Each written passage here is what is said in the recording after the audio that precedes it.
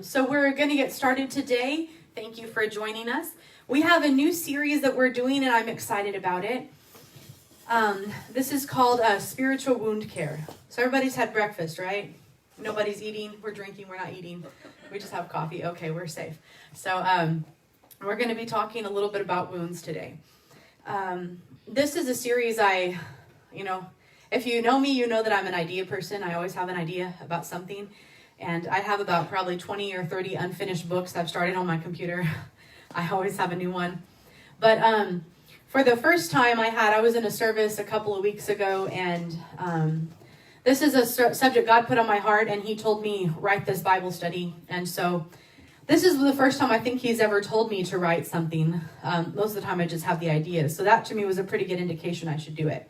So, but this has to do with, I was coming through some situations in my own life, some wounds I'd been through, some hurt, and God had done a lot of healing. And so something I wanted to share with you guys, some things that he's shown me and some things he's done for me. And so we're going to be starting a short series here. This is our first one on spiritual wound care. So this is day 1. And our first one our topic is the problem of an untreated wound. So let's brainstorm for a second. If you fall down and you get hurt, or you have a wound, you get a cut, you get a sore somewhere on your body, what happens if you don't deal with that? If you don't do anything to it? Gets infected. Right? That's probably the first time, right? It gets infected. So infection is probably the big thing. What happens if it gets infected? Where does it go from there? It goes to your bloodstream and it flows. Right? It can get into your blood. What happens if it gets into your blood? Not very good. It's not very good. Yeah. That's a good way to describe it. It's a not good thing. Can you ignore a wound if you get hurt? Some wounds you might can, but some wounds you can't. There are some that are hard. As I was putting all this together, I was doing some research, a lot of research, and I also, anybody remember Monica Kelton? I don't know if she's watching. Maybe she will later. Monica, who was here with us for a while. Monica worked in wound care. That was specifically what she did. So I talked with her to learn a little bit about wound care, what all happens. We're going to get into some of the details of that later. But I was telling her, talking about the idea of untreated wounds, and she's like, oh, after a while, she's like, you will not let it go too long without being untreated, because a physical wound, at some point, you just can't bear it anymore. And so I think that's a really good way to get us into our first verse. So Brother Grissom, can you read our first verse there? The spirit of a man will sustain his infirmity, but a wounded spirit who can bear? That's an amazing verse out of Proverbs. A wounded spirit who can bear. Proverbs says it really well. When we get a wound in our spirit, it's pretty unbearable. A physical wound past a certain point is pretty unbearable. I've had it happen before where I actually did this weekend. Actually yesterday as I was coming back, I got on my finger. It looks like a paper cut. I think that's what it is. Paper cuts are not fun. I got one right there. I think it was like a cardboard cut though. Those are really rough. But I didn't notice it actually for the longest time. It was a little cut. And I've washed it. I've kept it clean. So it's healing pretty well. It's going to be okay. There are some little things that'll just we can just get rid of it. It doesn't hit us too hard. But some things are deep. Some things we really have to treat. So we're going to be talking a little bit about spiritual wounds, looking at that physical process, but what happens spiritually, the wounds in our lives. So how do we get wounded? What are some ways you can get physically, you can get a wound on you? What are some things that could happen? Car accident. That's a really good one, right? So trauma. A traumatic accident can leave you with a wound, right? What else can leave you with something that needs to be healed? A fall. A fall, right? Yeah. Ooh, that's a good fall. Fall can really... Surgery. A surgery, right? Surgery can leave you one. A physician can make a cut. So we're going to let's start with that first one. So a surgical wound. Bless you. So, Brother Grissom, can you look up Job and the ones in Job and Deuteronomy? Okay, Job 5:17. Behold, happy is the man whom God correcteth. Therefore despise not thou the chastening of the Almighty. For he maketh sore and bindeth up. He woundeth and his hands make whole. He hath delivered thee in 6 troubles, yea, in 7. There shall no evil touch thee. Right? So beautiful passage there. A tough one. If anyone knew to talk about that issue, Job did. So do not despise God's chastening. He bruises, he binds, he wounds, he makes whole. I always think about that in the context of a surgery. I don't know of a surgeon I've met yet who can work on a person internally without making a cut. Or that level of works. Now, it's amazing what they're doing without having to open up. I mean, there are laparoscopic surgeries that are fantastic. But there are certain things, certain wounds, certain issues that the surgeon has to make a cut because he actually has to get in there. Can you read also in Deuteronomy 32:39? See now that I, even I, am He, and there's no God with me. I kill and I make alive, I wound and I heal. Neither is there any that can deliver out of my hand. So I no God besides me. I kill and I make alive. I wound and I heal. You notice the progression here, though? When God talks about God wounds, it's followed by God heals. God doesn't just wound and leave it. God wounds and he heals. So there's something about a surgical cut. We're going to talk a little bit later about the way things heal. But when a surgeon makes a cut, especially one who knows what they're doing, you have a good surgeon. I wouldn't be good at it because I don't know what I'm doing. You wouldn't want me. I actually had this happen when I got my PhD and people knew I could be called doctor. I had people send me pictures of their feet and all this stuff. Like, how can I fix this? And I'm like, I'm not that kind of doctor. My aunt actually, she was like, what kind of medicine do you practice? I'm like, I don't. I'm like, I'm a doctor of Spanish literature. And she thought that was a joke. So she kept telling my dad, she's like, can you tell me what kind of doctor Cheri is? Because she won't tell me. And so, but I would get all these pictures and I tell people, trust me, I'm not that kind of doctor. You don't want me to work on you. I wouldn't know what to do. But a good surgeon can make a cut that will heal well. They know exactly what to do. Wound healing comes faster and easier and cleaner if it's done by someone who knows what they're doing. So there are times when there's a wound. There's something that God brings into our life because he needs to fix something. If we'll let him, if we open ourselves up, if we'll let ourselves go through that, we heal so much faster and so much better. But there are wounds that we get in our lives, our spiritual lives too, that are not brought on by God. You know, I don't know if you guys, have you heard that all things happen for a reason? Right? We've heard that phrase. Have we also heard that God will not put more on you than you can bear? We've heard that one a lot. We've also heard that God sends everything into our lives. Right? You've heard that? I don't really believe all of that completely. I don't believe that God sends every trial into our lives. I don't think every trial in our life is because God sent it. I don't think children who've been molested, I don't think that's something that God brings into their lives to correct them, to help them. I don't think God looks at that and says that's okay. All of these are things that are from sin. I don't think murders are things that God brings in, but there are things that happen as a result of sin, as a result of human choices, and people get hurt sometimes. Sometimes we're wounded by things that are not our fault. That does happen too in life. There are people, if you've heard the phrase, bad things sometimes happen to good people, there are times when we are doing everything we know to do and we still get hurt. My uncle, my mom's brother, my Uncle Cheri, I never got to meet him. I always heard he was a really good guy. He was driving a big truck, and he stopped, he picked up a hitchhiker, guy who was going somewhere. He was trying to help him. And as they were driving, they got hit by a drunk driver, and it killed my uncle and the hitchhiker. He wasn't doing anything wrong. The other guy was the one who was drinking. He didn't do anything, but he still got hurt. We don't know the hitchhiker. He wound up being a John Doe. Sometimes trauma comes in. Sometimes we're wounded by things that are not our fault. Sometimes we're wounded by things that are our fault. I've had plenty of things in my life where I look back and I'm like, God, that really hurt. What happened? And he said, well, you did this. I said, don't do it, and you did it, right? We have parents here. Your kids ever do something you tell them not to do? Never, right? Sister Alice never. She has angels. Her kids never mess up, right? She does have an angel. That's right. There's one angel and two that are not, but we didn't say that. They're all angelic. They're not all of their names are angel. We'll say it like that. All right? You tell a kid, don't put your finger in the fire, right? You tell them, don't put your finger in the fire. Please don't put your finger in the fire. If you put your finger in the fire, you will get hurt. What do? Some kids listen. Some kids are like, oh, okay, I don't want to get hurt. Why would I do that? But then there are those other kids. those really curious kids or those really stubborn kids. And they got to put their finger in the fire. And then they scream and they come and say, what happened to me? Why am I hurting? And we say, because I told you not to do it and you did it and now you got hurt. Some wounds are brought on in our lives because they are on us. We did do something.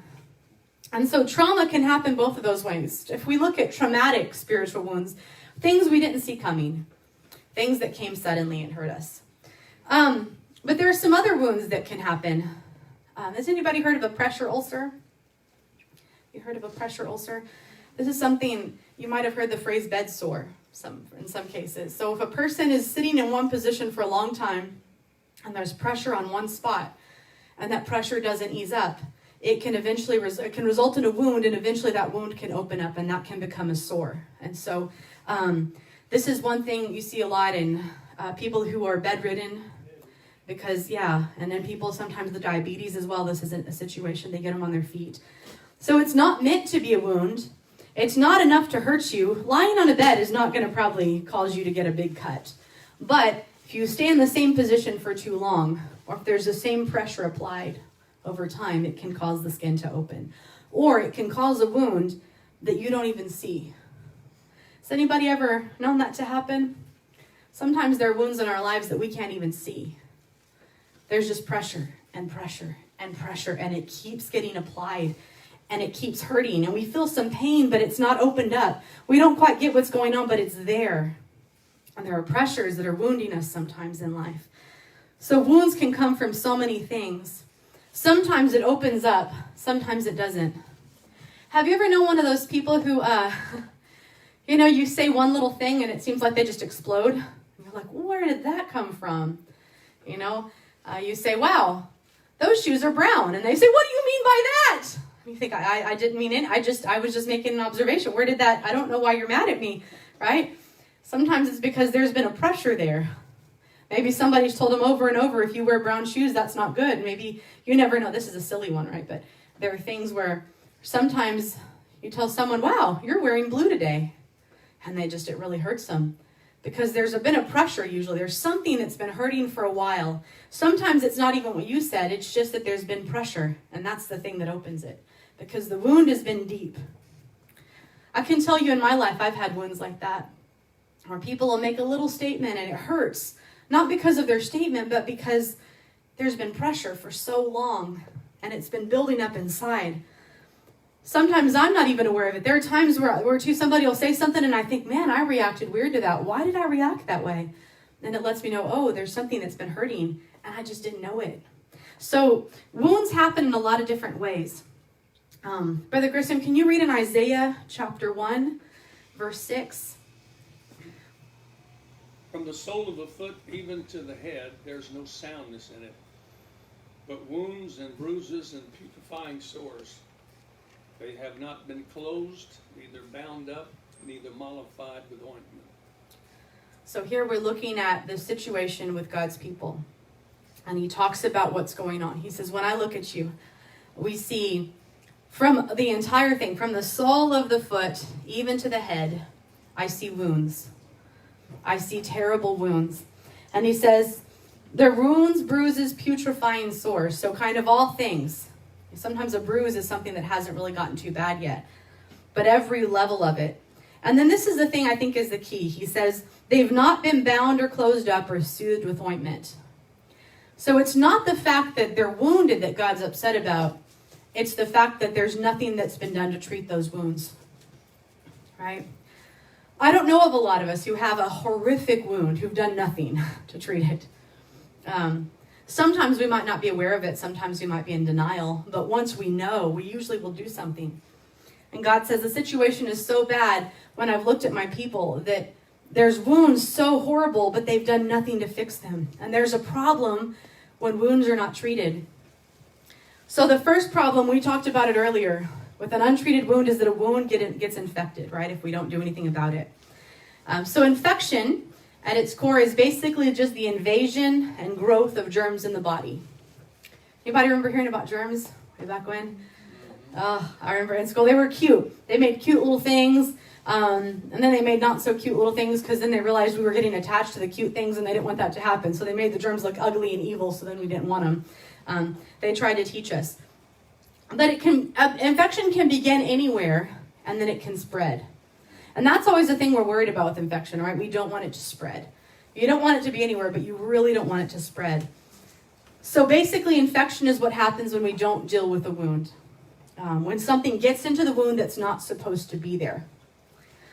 Have you ever had anything in your life that got in that wasn't supposed to be there? We have a little dog. we have a Boston Terrier. We lost our little Chihuahua, so he's getting a lot more attention now than he ever did before. This dog has a knack for knowing when the house is clean. When we have just cleaned and it looks good. He has a knack for knowing what to do about that. He'll get as dirty as he can, and we'll go out to feed him, and we'll open the door. That dog will run in the house. He will jump on everything. He will get all the clean things messed up. He will yank blankets and pull pillows everywhere. There is a thing that gets in that's not supposed to be there, and he causes all kinds of havoc and trouble. Even though we love him, he's a sweetie, but he does that. So in our lives, sometimes a wound will attract things it shouldn't. An open wound can really do that. When we're hurting, I don't know if you've noticed this, but when someone's hurt me about something, one of the first people to find me is someone else who's hurting the same way and who's mad about it, right? Someone will come, oh, I heard what so-and-so said to you. You know what? They say that to me too. What is wrong with them? Why do they do stuff like that? You know, when I heard they did it to so-and-so too, right? The first thing that we will usually attract is something that probably doesn't need to be there. That's not really helping the healing. It's making it worse. It's infecting. When the body's immune system is strong, it can fight infection and cure it. It's built into us. We're supposed to be able to fight off a lot of things. Back when I was growing up, we heard a lot about the disease AIDS, right? I'm sure we heard a lot about that. The difficulty with AIDS was that it attacks the immune system. It's not so much about any one illness, it's that it destroys the immune system so that if the body gets almost anything, it can get killed. To be honest, this is what the devil tries to do in our lives. Have y'all noticed that? He likes to attack our ability to defend ourselves. I don't know if you've noticed this, but I have. But the time when he always comes after me is when I'm at my weakest. You know, he'll try to come after me, after church or something, and I'll get these little things. But when I'm hurting, when I'm wounded, when I'm weak, that's when he comes. That's when he attacks strongest. That's when he sends those fiery darts. And that's one reason it's so important in our churches that we build up that spiritual immune system, that we sustain one another. Brother Grissom, can you read Proverbs 4:23? Keep thy heart with all diligence, for out of it are the issues of life. Right. I always love this verse. It's important to keep our hearts in a good place, because out of it, that's where the issues of life come. If we keep our spiritual immune system healthy, it can prevent a lot of spiritual infection. So we're always at more risk for our wounds to become infected when we're weak. The devil knows this. He does that as much as he can. And so arrows cut me deeper when I'm at my weakest spiritually. And he knows how to do that. Have you noticed that sometimes when you're hurting, suddenly it's like 25 other things come at you, right? I've noticed that. When someone hurts my feelings, suddenly it's like everything hurts more. Everything hurts more. And then they'll I don't know if I noticed this, there are these little thoughts that get planted in my head. So-and-so looked at me wrong. I bet they really hate me. I bet that's what's going on. It's something I probably wouldn't have thought of otherwise, but I'm at a point where I'm weak. The devil does this. And as a church body, I think it's also important that we look and we notice that. If someone among us is wounded and they're weak, it's the body's job to fight off infection. If I have an infection around my toenail's kind of weak. It can't do a lot of fighting. So sometimes I need the rest of the body to come in and send the antibodies it needs so I can help with that. It's important that we lift one another up, that need for community. We're more at risk when we're at our weakest spiritually. Remember that song, read your Bible, pray every day, pray every day, pray every day, read your Bible, pray every day, and you'll grow, right? Now that's not an end-all cure-all. That doesn't mean you're never going to get hurt. You'll still get hurt because that's life. But it means that it's going to help you. You're building immunity. The more of that word we put into our hearts and in our minds, when those arrows come at us, we're stronger. We can defend ourselves better. No, I also want to emphasize that doesn't mean that if a person gets hit hard, it doesn't mean that they're not reading and praying and all of that. Sister Priscilla Magruder wrote a beautiful song, From Heaven's Point of View. That lady went through it. She had cancer. I believe, didn't she lose her daughter to suicide? I mean, she went through some terrible things. But she was strong, you know? She was one of the good Christians. She was one of those people who was very strong in her faith. I don't think anybody would look at her life and say, well, you know, she just wasn't very strong spiritually. No, she was tough, but she still went through it. She still had deep wounds. But one of the beautiful things, bless you, that sustained her is that she did have that. She built up her spiritual immune system. So even though she hurt like crazy, even though she went through a lot, she was able to survive a lot of those things. So one of the next things, an infection. So anybody, can you think of another way you know there's an infection? Like it looks like it for one thing, you can see it. What's another sense that gets affected though? If you get bitten by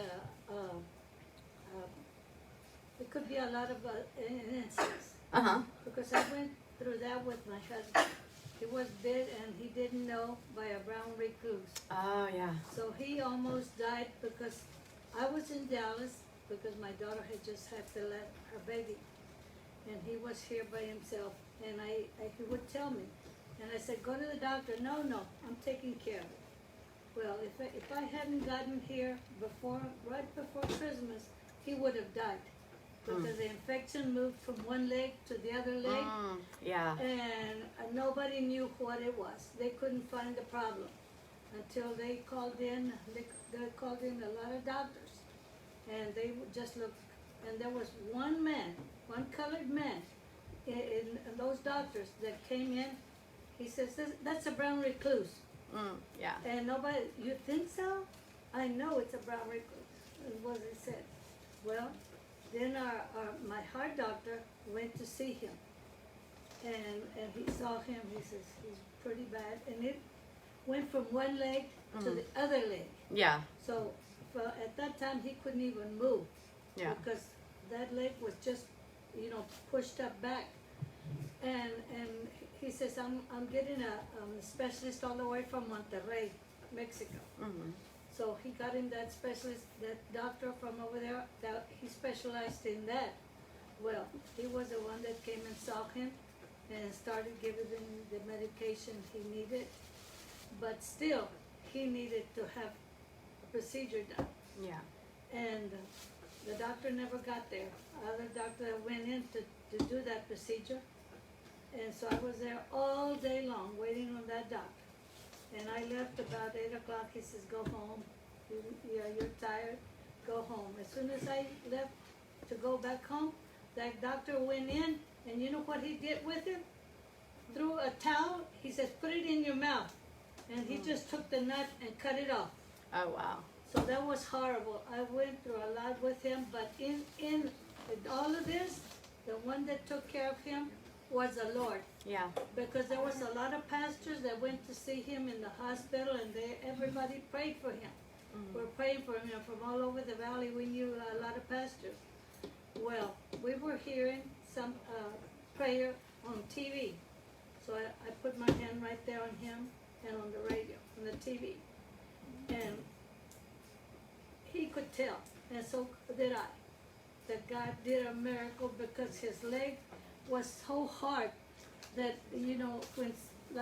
when you've got something that's very tight and it's old and it's getting worse that you just can't move it. Well, we heard when the Lord pulled his leg out. Oh wow. We heard that, and from then on, it was. So that's a good example of what inspection will do. Did you Yeah. say something about, could it be smell that you know? Yeah, so that's one of the big ones. Yeah, right. So, Oh, but then that, I don't know. You probably noticed if it's bad enough, right? Yeah. Anybody ever notice that when there's a real bad infection, there's an odor to it? And you don't just see it; you start to smell it. They have kind of ranges. There's one if it has no odor. If it's like you get close to it, you can smell it, but that's the only way. Or there is some where you walk in the room, Yes. and it's obvious. Our little Chihuahua had a really bad ear infection once. And one of the ways we knew, we couldn't see it on the surface. We knew it was inside, but there was an odor to it. You got too close to her, and oh my goodness, it was overwhelming. because that's one of the things that happens when there's an infection. And it emits that. Sometimes it's so bad. I was talking with Monica, and I remember I went to autopsy one day at the hospital when I worked there. And when you walk in, there's a scent to that place because death has an odor. And so we had to put stuff under our noses. Otherwise, you almost can't stand it. They put that Vicks Vapor Rub does wonders, right? It's a miracle drug, a miracle salve. So you put it under your nose, it helps. You put on masks. It's also called malodor. So that's the result of necrotic tissue or bacterial contamination or colonization. So it's what happens when it gets that bad that things are starting to die. There's an odor to that.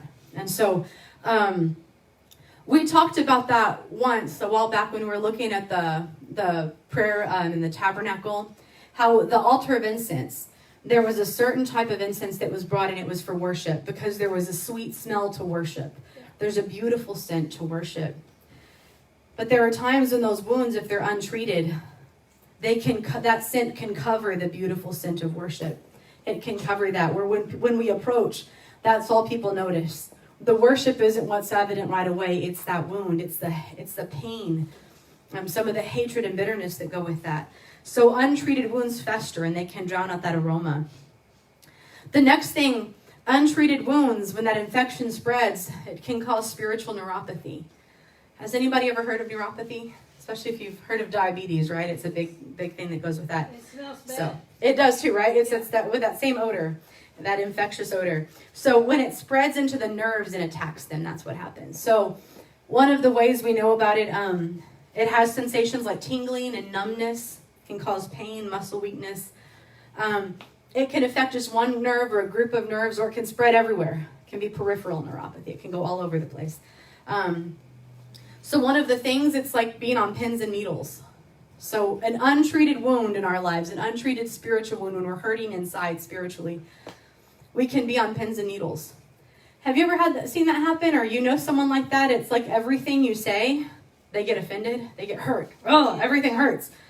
It's a reason. There's usually something untreated. There's a pain inside, and it makes us react that way. There are certain people who have been hurt, and they're so hurt, but they don't want to deal with it, and it's untreated. And so everything we say and do seems to hurt them and so we're walking on eggshells. I've been in relationships like that, friendships, romantic relationships, where it's like I'm on eggshells. I'm afraid of anything I say that could hurt, because it's like anything I say is going to hurt. Because there's a numbness, there's something that's happening. That infection is so deep and it's hurting so much that anything I say is hurting. There are moments where I'm like that too, where I look at my own life and I realize everybody is getting on my nerves. Have you ever had those days where everything is getting on your nerves? It doesn't matter what it is. Anything anybody says and you're just like, oh my word, just to stop, right?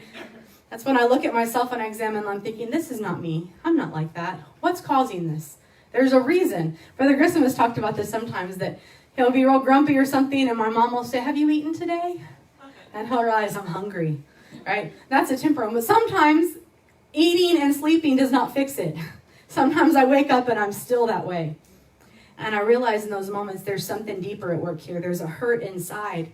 There's something that's got me on pins and needles and I need to deal with it because that tingling won't go away. One of the worst things that happens is that numbness can set in. We can start to be less affected. And on one level that feels good because it means we don't hurt. But the problem is we become numb to a lot of other things that matter. We start to become numb to things that are important. I had Sister Ochoa talked about, he didn't know he'd been bitten by a brown recluse.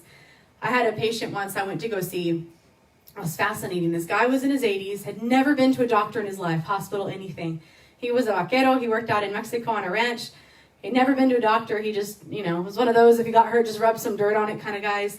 And he was in the hospital for the first time in his life. And I asked his story, and he laughed. He's a tough guy, he's a good guy, real tough guy, but he was funny. And he said, basically what happened, my wife brought me in because we didn't know what was going on.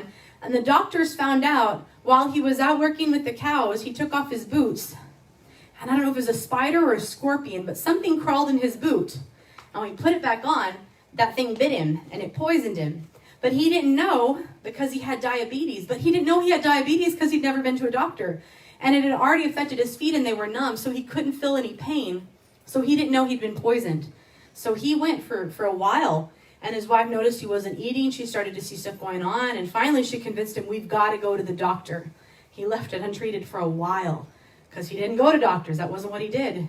When they went in, they found out you've got diabetes, you've been poisoned by this creature. And he, in the long run, sadly, he lost his toe because they just couldn't save it. It was that bad. And he asked if he could keep the toe in a jar as a souvenir to show people he was real proud of his story. It was a crazy story. But it's like how insane. He had an illness he didn't know about, but it became so numb that when he was poisoned and he was slowly dying inside, he didn't even know. That's a problem when we get numb. When wounds go untreated for too long. I don't know, I've done this before. Well, I'll start to build up walls. When the pain is too big, I don't want to get hurt more, so I build up walls in my life so that nothing can get in to hurt me anymore.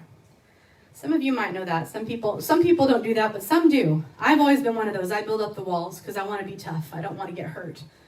And so one day I was at a service and I was praying about some things that were going on in life, and God showed me something, and he said, he said, you've built up these walls in your life. And I said, yeah, and they're good. They've protected me.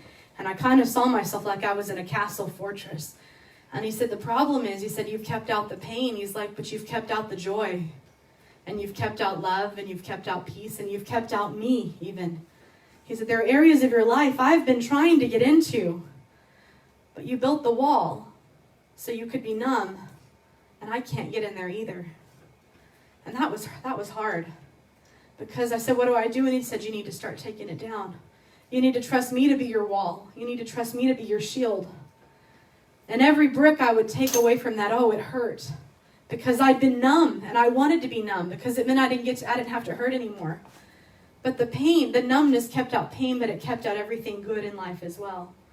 And I had to start learning to take that down so God could get in. We're going to talk later on about one of the first steps in healing is pain. As something is healing, it hurts. That's an important step. The body does not heal without that. There's swelling and inflammation that happens. But we build the wall so high pain can't get in, but other things can't either. So there's a song, was it Unstoppable Love was a good one, and then Reckless Love. There's a lot of songs about the love of God. One of the big things they talk about is there's no wall he won't break down to come for me. And it's true. If you want him, there is nothing he won't break unless it's your will. Because if you say, God, I don't want anybody in, he's not going to, that's the only thing that's going to stop him is if you say no. He'll still be there. He'll be waiting for the moment you say come in. But until you do, he will not do that. So one of the first things, again, is acknowledging, I need you to treat this thing that's hurting me. Until we do that, he won't. He can, but he won't, because the only thing that will ever limit him is what we put on, or we won't let him in. So the next problem, I think Brother Reyes said this, that infections can get into the bone. Not just in the bloodstream. They can get into the bone. So when they get into the bone, Brother Grissom, could you read Proverbs 17:22? A merry heart doeth good like a medicine, but a broken spirit dries the bones. That's in the Bible right there. A broken spirit, a wound, a deep wound dries out the bones. So when an infection gets in the bone, there's a term, it's called osteomyelitis. The purpose of the bones is to give strength and structure to the body, right? It gives us strength, foundation. I think this is interesting. What are some of the 6 functions, right? Support, so it keeps us supported. Movement, so it facilitates we can move. We're not stagnant and stuck in one place. It protects us. So glad I have bones that protect me. Production of blood cells. Storage of ions and endocrine regulation. So the bones have a lot of things. Bones are meant to be strong. Actually, bones are meant to outlive the rest of us, right? If you were to go to the cemetery, don't do it, don't do this. But if you were to, and you were to dig up something there, if the body had been there for a while, you probably would not find any flesh or tissue or any of that kind of tissue. What would you find? You find bones, right? Bones are meant to outlast. Bones can even become fossilized and turn into rock. And we can see it. This is if you're into dinosaurs, right? When I was a little kid, I was really into dinosaurs. That's all we had. We have bones. And we look at those bones and we hope they'll tell us something about the creature that once lived. Bones are meant to be strong. But if an infection gets into the bone, even bone can fall apart. It can collapse. So when an infection spreads to the bone, it can impede circulation of blood into the bone, and that causes the bone to die. In our lives, if we try to impede the blood of Jesus from doing what it's meant to do, it can cause some spiritual damage. It can cause spiritual death. It's important. If the infection gets into the joints around, it can cause septic arthritis, so it can affect the joints, so there's no more movement that's possible. It can impair growth. If it's a child's bones, the bones can't really grow. And sadly, sometimes areas of the bone that have been deeply infected, if it's to the point where the doctor can't clean out the infection, sometimes they have to get rid of it. And it results in amputation. Some wounds spiritually hurt so deep that it's like they dry out our bones. It's like the very structure. I would see this a lot in hospital situations where people would have wounds that would go so deep. There was spiritual pain. Or their spiritual foundation was weak, and so when the first problem hit, it was like the foundation would collapse because that pain got into the bone. It got into the structure of what supported them spiritually. So it's a very deep thing. And the next thing we know, I think we said too, infection can spread throughout the bloodstream, right? That's one of the biggest dangers. We don't want it to get into the bloodstream. Why do you not want infection to get into the blood? What does the blood do? Circulates your whole body. Yeah, right? So it circulates your whole body. So the blood is a delivery system, right? And if the blood is delivering medicine, that's great. We want that to get into the bloodstream. We want medicine because it'll heal all the parts of the body. Blood is amazing. But if the blood is carrying poison, it infects everything. There's a term called blood poisoning. It's not quite the same as sepsis, but there's some similarities where the blood begins to, it's like it's poisoned. It's what happens when a person is poisoned too, right? If it gets into the blood, we don't want infection to get into the blood. It's a difficult thing. We have to take care of wounds in the body of Christ. One of the reasons the Bible talks about keeping our hearts with all diligence, because the heart pumps the blood. That's where a lot of that happens. And so if our heart is pumping poison, if it's pumping bad stuff, if our heart is infected and it's pumping terrible things, then it's going to infect everything else. It makes a big difference.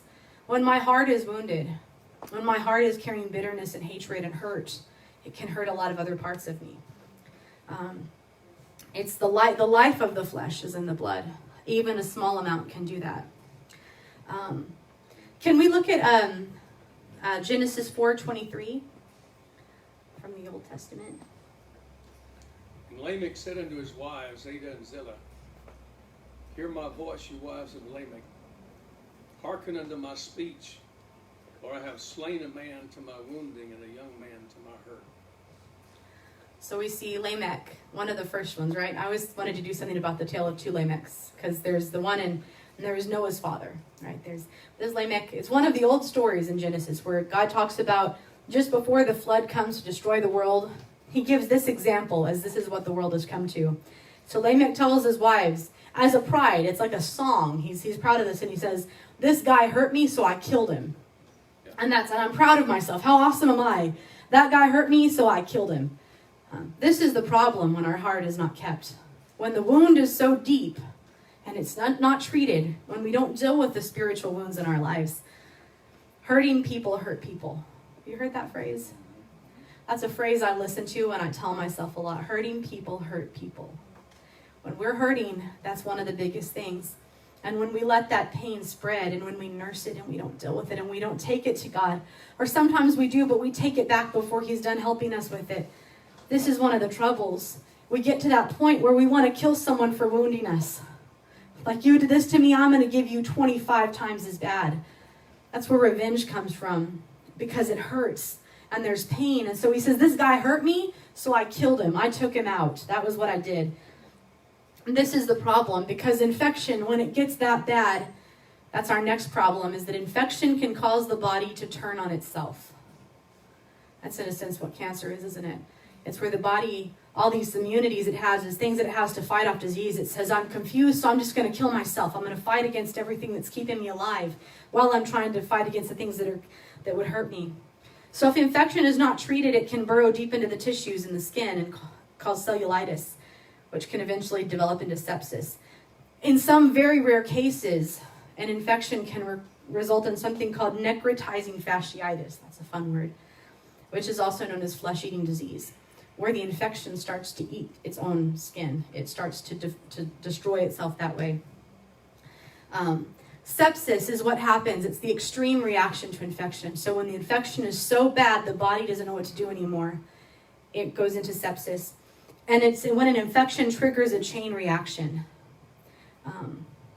The immune system stops fighting the infection and turns on itself instead. Have you ever seen situations where this happens in life? Where people don't know what to fight anymore.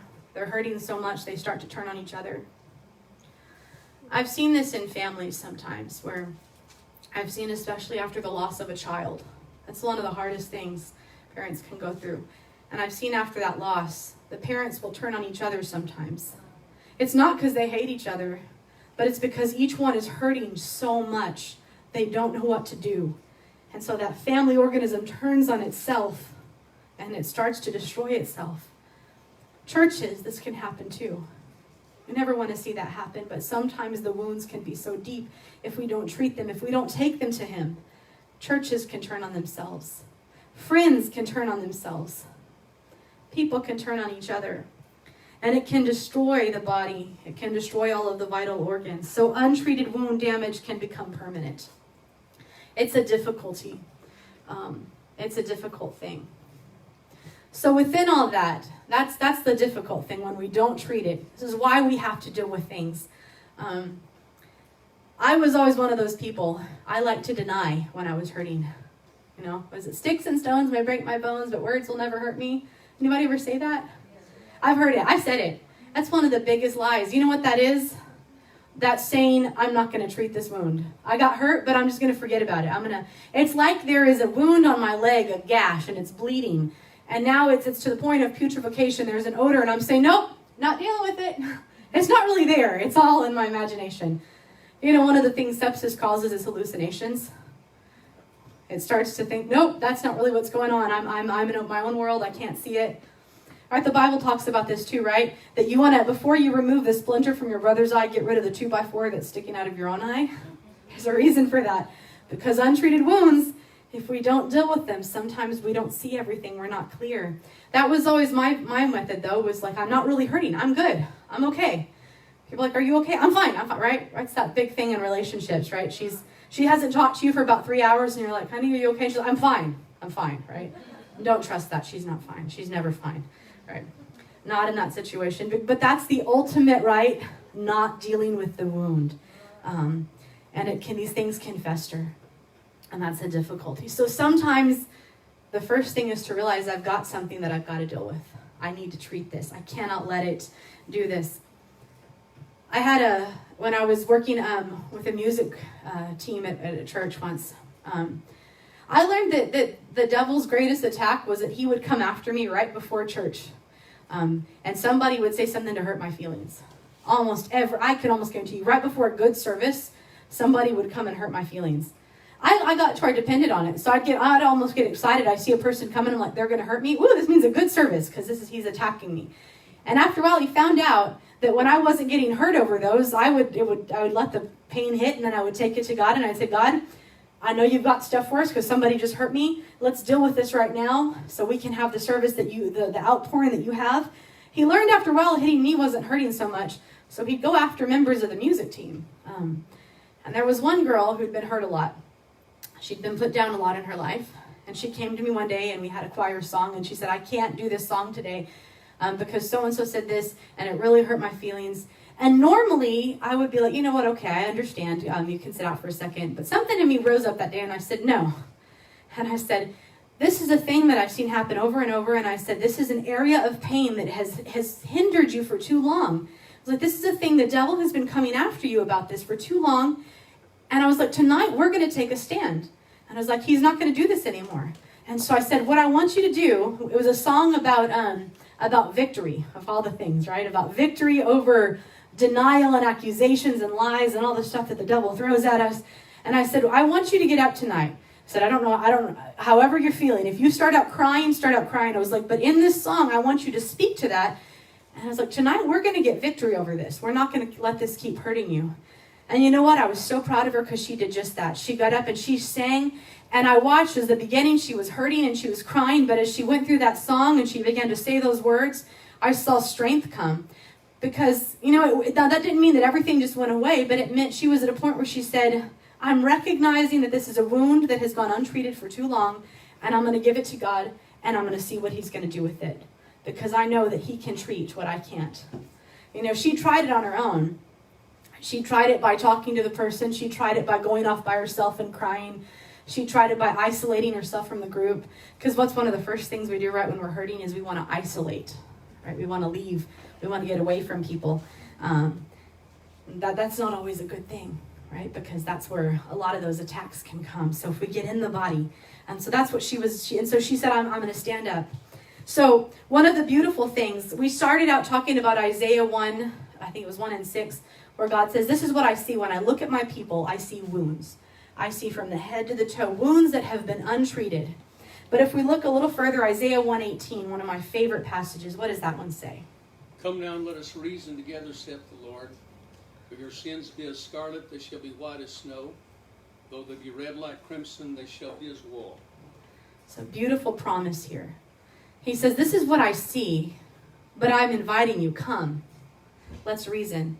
He says, we're not denying it. It's there. I see the pain. I see the wounds. I see the sin. I see everything going on.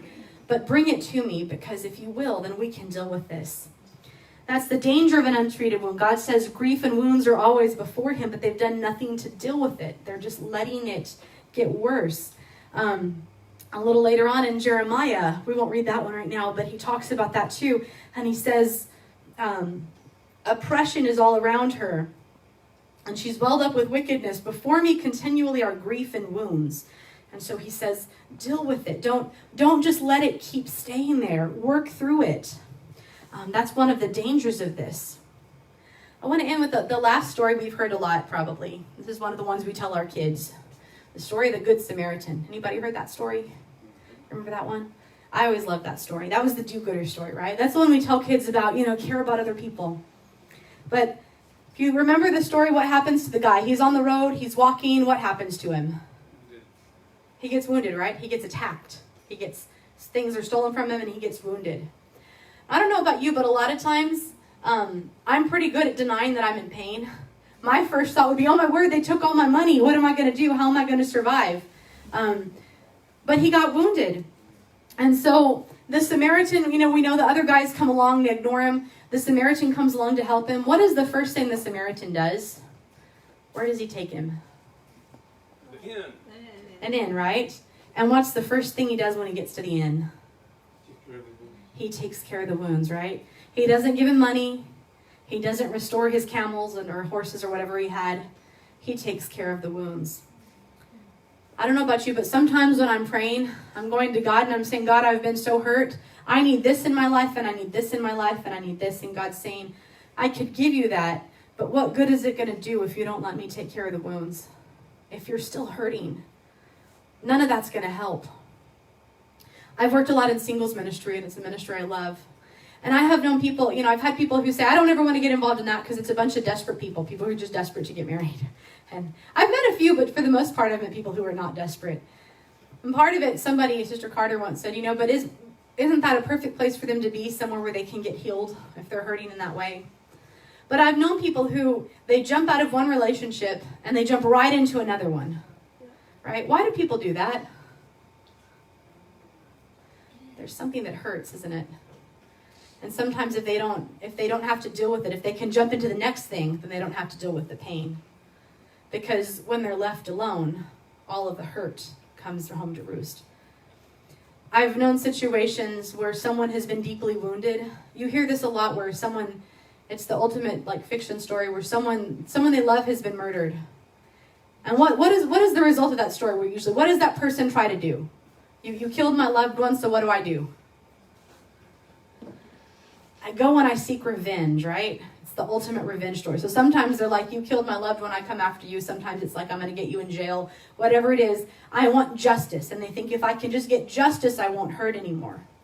But the thing you hear time and time again is, that person killed the one I loved, so I killed them. We talked Lamech, right? He wounded me, so I killed him.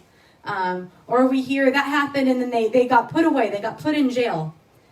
And then afterwards, they think they're going to feel better, but they say, what I feel is empty. Because they still have to deal with the wound. Sometimes we want to put a Band-Aid on a place where God says, I really need to do a surgery here. Because the wound is deeper. So I can give you this, but it's not going to help. I think a lot of times in relationships, again, a person who's been wounded by a relationship and they jump right into a new one, what I've seen happen time and time again is that they hurt someone who didn't deserve it. Have y'all seen that happen? Yeah. They get into a relationship and they're still hurting with that other person, and so they hurt the next one who did nothing. Because they're saying, God, I want you to do this, but God is saying, I have to heal the wound. I can't bless you with all the things. I have blessings and I want to give them, but I can't give you everything I have for you until I deal with the wound that's inside. And so we need to work on that. The Samaritan, eventually, his needs were taken care of. The guy who got hurt, right? He told the innkeeper, take care of him. I'm leaving money with you. But before he could do anything else, he treated the wounds. So that's what we're going to be looking at for our little series for a while. We're going to be talking about that and some spiritual wound care and what God does and how we come to some of that, how we get some of those spiritual wounds in our lives healed. And so today is the tough one because we're talking about all the pain. We're talking about the stuff that hurts the most. But coming forward, we're going to talk about some of the healing part of it and what God can do. So thank you so much for listening. I'm going to ask Brother Reyes if he'll lead us in prayer to close out for today. Lord, we thank you for this Bible study. Thank you for helping us to understand the importance of healing a wound, whether it be outside where it can be seen or inside where it cannot be seen. And thank you for Sister Cheri for taking the time to study and teach us this. We ask for this in Jesus' name. Amen. Amen.